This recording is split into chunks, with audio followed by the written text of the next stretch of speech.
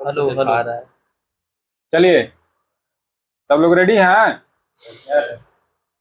आज है बंगाल पर अंग्रेजों का आधिपत्य। ठीक है, हिस्ट्री में HWA ही था। चलिए बताइएगा आगे। अब बताइएगा सौरभ जी, मुगल साम्राज्य के अंतर्गत आने वाले प्रांतों में सर्वाधिक संपन्न राज्य कौन था? ठीक है, बहुत बढ़िया। आप आगे बताइएगा। अजीत अजीत नहीं, आप बताइएगा। ठीक है, मुर्शिद कुली खान वहां के शासक था, जो स्वतंत्र शासक था। ठीक है, लेकिन फिर भी अपना राजस्व देता था। किसको देता था? अंग्रेज के देता था या फिर मुगल साम्राज्य के देता था? मुगल बादशाह के भेजता था ही। ठीक है, आगे बताना चंदन। मुर्शिद कुली खान अपना राजधानी कहां से कहां किया था? ढाका से मुर्शिदाबाद। ढाका से मुर्शिदाबाद। मुर्शिदाबाद। मुर्शिदाबाद किस नदी के किनारे बसा है? भागीरथी नदी। ठीक है, आगे तुम ही बताना।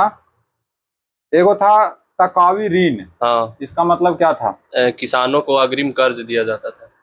ठीक है, अग्रिम, जिसे धान उन रोपेला रहता था पहले ही दे देता था कि लीजिए आप करिए। ठीक है, एगो था इजादारी प्रथा।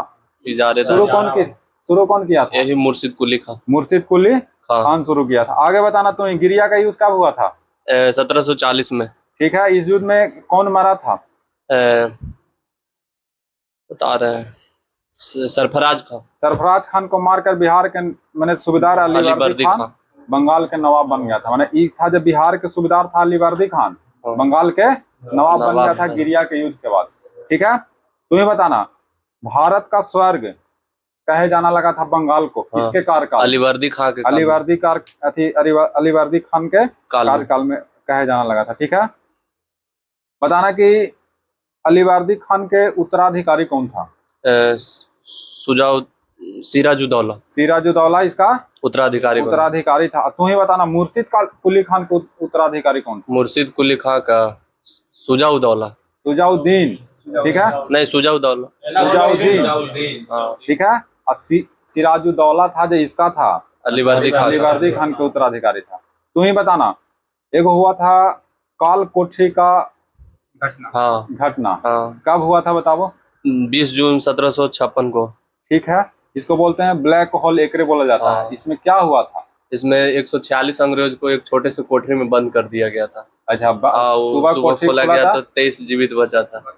ठीक है, 23 मैंने जिंदा बचे थे और बाकी 123 को चला गया। ठीक है, बढ़िया काम किया था ना। चलिए आगे बताइएगा पिंटू जी।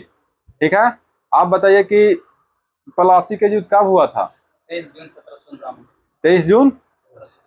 ठीक है, बताइएगा कि अंग्रेज तरफ से कौन लड़ रहा था, बंगाल के तरफ से कौन लड़ रहा था? रॉबर्ट क्लाइव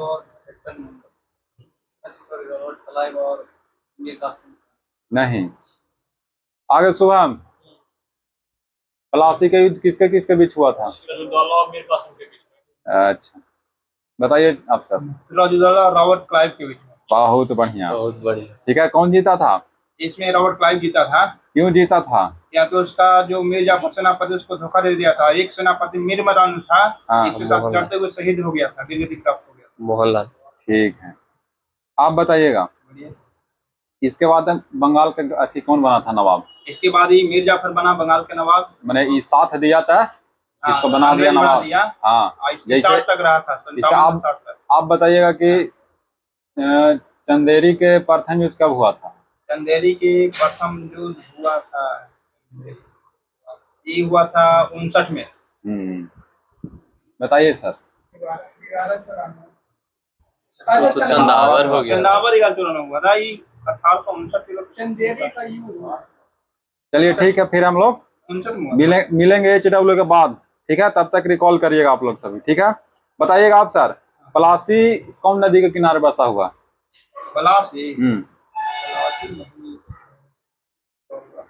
नदी आती है, बताइए। भागीरथी नदी के किनारे था। ठीक है, तू ही बताना आगे। तू बताना कि मीर कासिम था, मीर जाफर के बाद गद्दी पर बैठा था, वो अपना राजधानी मुर्शिदाबाद से कहाँ कर दिया था? मुंगेर। मुर्शिदाबाद से मुंगेर, अपना मुंगेर। बिहार मुंगेर। बिहार में। ठीक है, आगे बताओ गौतम। बंगाल का राजधानी क्रम बता दो तुम। पहले ढाका हाँ और मुर्शिदाबाद हाँ। और मुंगेर। बहुत बढ़िया। आप बताइएगा अंकित बाबू, बक्सर का युद्ध कब हुआ था? 22 अक्टूबर 1764 को किसका किसके बीच? अंग्रेज की तरफ से विक्टर मुनरो ठीक है और इधर से आपका मीर कासिम, ठीक है अवध के नवाब सुजाउद्दौला ठीक है। और अकबर द्वितीय, शाह शाहआलम द्वितीय शाह आलम द्वितीय। कौन जीता था? जीता था विक्टर मुनरो। अंग्रेज जीता था। हेक्टर मोल एतीगढ़ी से बंगाल के पतन हो गया था शुरू। ठीक है। अब एक बार बता देना चंदन पूरा तुम, बंगाल के नवाब का सब काल मैंने क्रम बता दो सब। बता देते हैं। ठीक है सबसे पहले मुर्शिद को लिखा। ठीक है। कब से कब? वो बाद में बता देंगे पूरा है कि नहीं, 1713 से 1727। ठीक है। 1327। उसके बाद सुजाउद्दीन। 27 से 39। बहुत बढ़िया। सरफराज खान। सरफराज खां 39 से 40। ठीक है। आगे अलीवर्दी फिर खान। अलीवर्दी खां 40 से 56। ठीक है। आगे फिर 56 से 57 सिराजुद्दौला। ठीक है। सिराजुद्दौला के बाद मीर जाफर हाँ 57 से 60। बहुत बढ़िया। मीर जाफर के बाद मीर कासिम हाँ 60 से 63। ठीक है। फिर आ गया मीर जाफर। फिर मीर जाफर हाँ 63 से 66 65। ठीक है। और निजामुद्दौला। 65 से 66। ठीक है। फिर सैफुद्दौला 66 से 70। ठीक है। और सबसे लास्ट में मुबारकुद्दौला जो 70 से 75। ठीक है। हो गया ये खत्म। अब हम लोग अगले क्लास में पढ़ेंगे अंग्रेजों के मैसूर से संबंध क्या क्या था। ठीक है। अब हम लोग आ जाते हैं इकोनॉमिक्स में। पढ़ क्या है इकोनॉमिक्स? समझ में नहीं ना समझ में आया? कितना बढ़िया समझे वाला चीज था, कह रहा है कि समझ में ना आया। देखिए कितना बढ़िया बढ़िया क्वेश्चन आता है जैसे। ठीक है। सबसे पहले है कि बताना तुम ही चंदन ना, तू बता महेश। ठीक, बताओ कि वित्त मंत्रालय भारत के, गलती हो गई, भारत के राजकोषीय नीति तैयार कौन करता है? वित्त मंत्रालय करता है। ठीक है। तू ही बताना आगे। तो बताना कि वित्तीय वर्ष कब से कब तक है भारत में? 1 अप्रैल से 31 मार्च। 31 मार्च तक है। ठीक है। तो बताना CSO का स्थापना कब हुआ था? इस सेट में आता है क्वेश्चन, CSO का स्थापना। CSO हाँ 1951। ठीक है। CSO 1951। बहुत बढ़िया। तो ही बताना। फिर NSSO की स्थापना कब हुआ था? NSO 2019 में। तो विलय हो गया था, अभी बन गया था NSO अंकित। NSSO का स्थापना स्थापना हल है।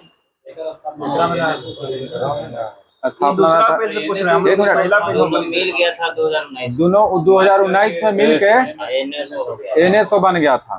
ठीक है। आगे ठीक है। आगे बताना। बताइएगा सौरभ जी, राष्ट्रीय आय किसको बोलते हैं? राष्ट्रीय आय होता है कि जो देश का जितना भी GDP होता है ना, उससे निकाला जाता है और प्रति व्यक्ति आय में 0% डिवाइड हो जाता है। सुनिए, किसी भी अर्थव्यवस्था में एक लेखा वर्ष मतलब 1 अप्रैल से लेकर 31 मार्च तक, ये हो गया एक लेखा वर्ष। ठीक है। एक लेखा वर्ष के दौरान उत्पादित अंतिम वस्तु तथा सेवा का मूल्य राष्ट्रीय आय कहलाता है। ठीक है। आप ही बताइएगा, भारत में सबसे पहले राष्ट्रीय प्रति व्यक्ति आय की गणना का प्रयास कौन किए थे? चंदन। दादा भाई नौरोजी। कब किए थे? 1867 में। ठीक है। बहुत बढ़िया। जब 68 में किए थे, 1868 में, तो उस समय कितना था प्रति व्यक्ति आय भारत के? 20 या 20 रुपया था। ठीक है। तो बताना चंदन, जब आजाद हुआ था भारत उस समय कितना था? 8710 225 रुपया पर कैपिटल इनकम। ठीक है। 225 रुपया था। ठीक ना? 8710 करोड़ कुछ वो था, राष्ट्रीय आय था। ठीक है। अभी बताना कि कितना है भारत के? जी पर कैपिटा इनकम माने प्रति व्यक्ति आय कितना है महेश? अभी हाँ, इसे 20 रुपया था ना, 1868 में। आजादी के समय कितना था? 225 रुपया। तो अभी होगा ना? बताओ अंकित। 1,72,000।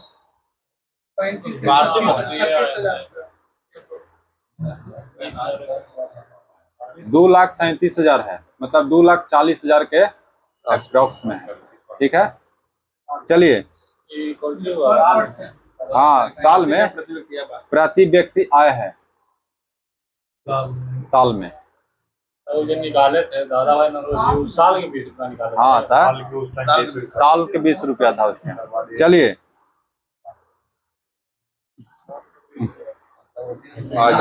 चलिए आगे बताइएगा। इसमें मेन है। बाकी तो कुछ वैसे एकरा में ना दिख रहा है।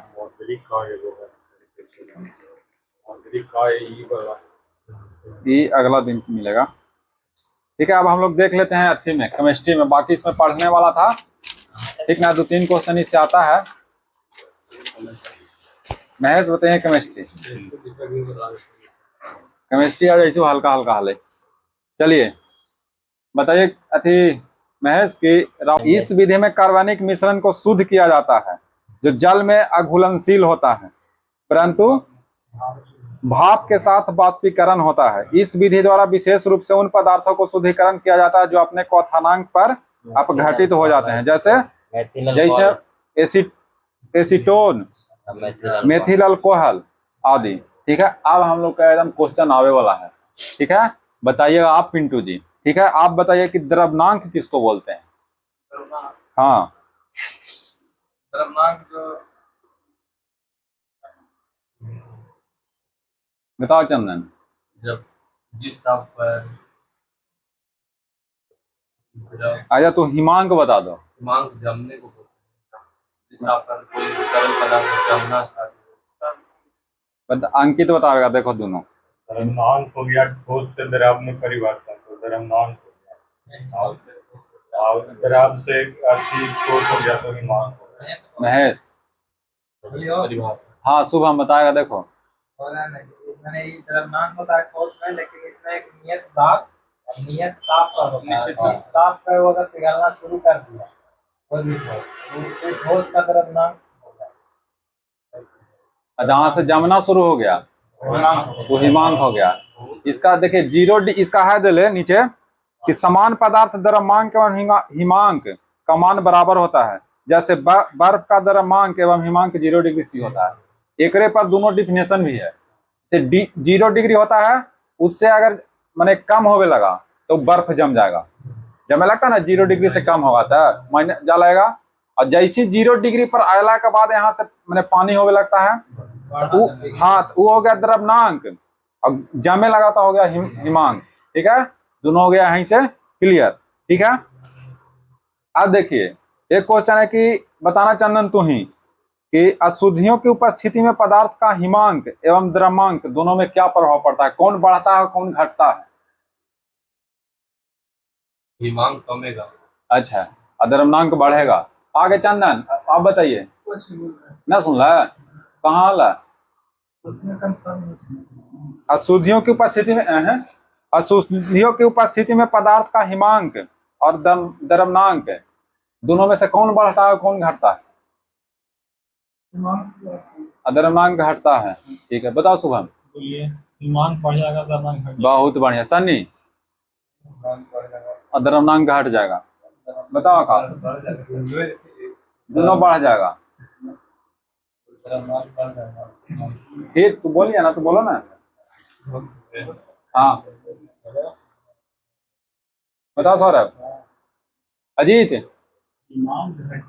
हाँ, द्रव्यमांक बढ़ेगा। अबरी तो सही बोला, सब उल्टा बोल रहा था। दोनों कमेगा तो नहीं, कोई पढ़े के ना, दोनों पढ़े के ना दोनों कम जाता है।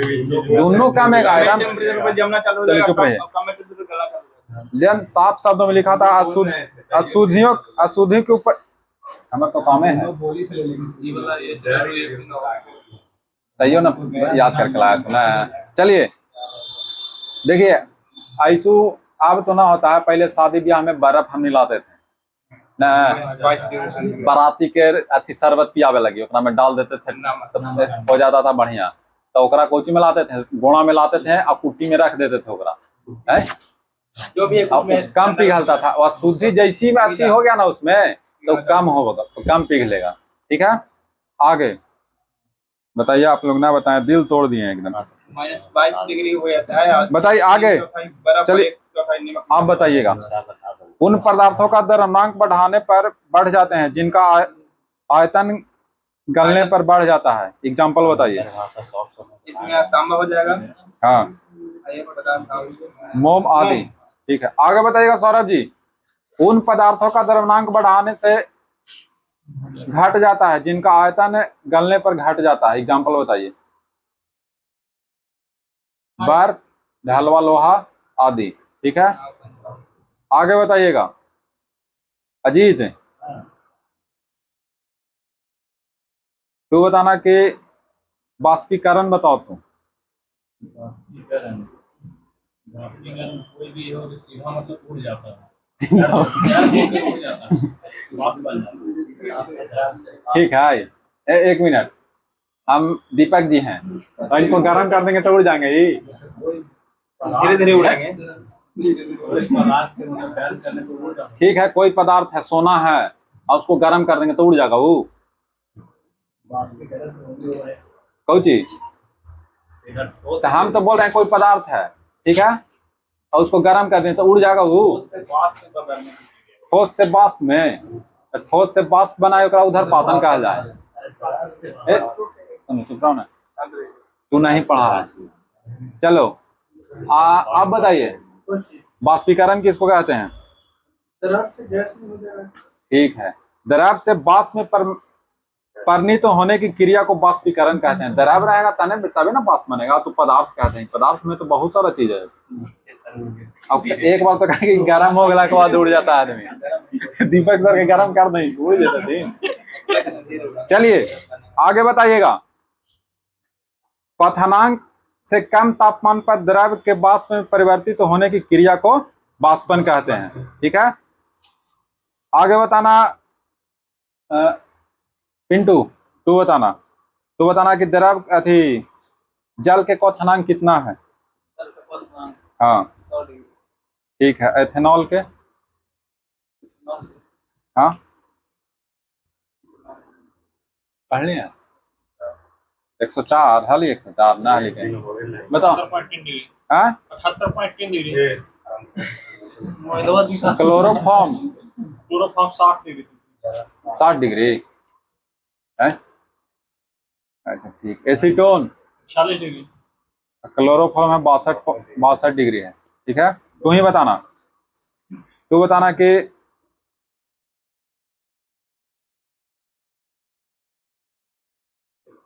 तू बताओ ना क्वथनांक का कम होना।